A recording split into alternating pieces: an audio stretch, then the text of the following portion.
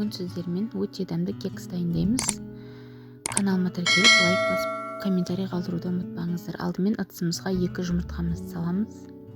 Үстіне қантымызды салып, жақсылап көтерілгенше миксерлейміз.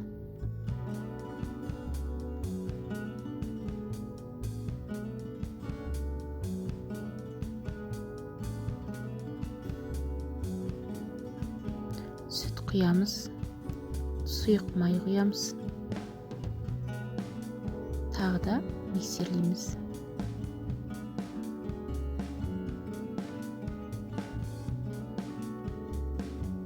Енді үстіне ұнымызды саламыз, қопсытқыш саламыз және де какао саламыз. Мен какао үнемі рахаттыкін пайдаланамын.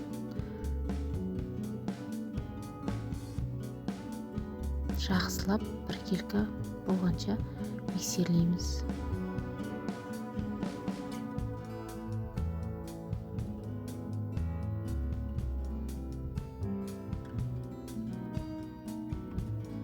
Мінекей кексіміздің қамыры дайын болды. Енді осылай видеодағыдай формаға салып барлығын құйып шығамыз.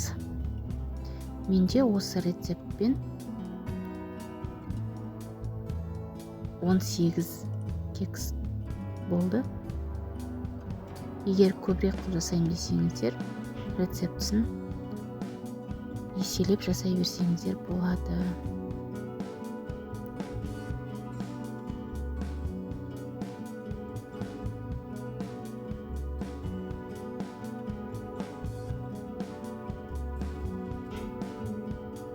Үстіне қалауыңыз бойынша осылай жаңғақ сепсеңіздер болады. Мен грецкий орех септім. Пешімізді алдын ала қыздырып қоямыз. Қызып тұрған пешімізде пісіріп аламыз. Піскенін ағаш таяқша арқылы білеміз. Каналыма тіркеліп, лайк басып, комментарий қалдыра кетіңіздер.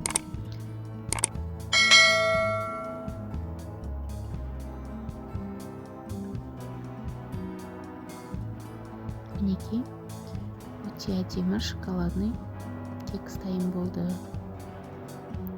Сіздер де міндетті түрде жасап көріңіздер.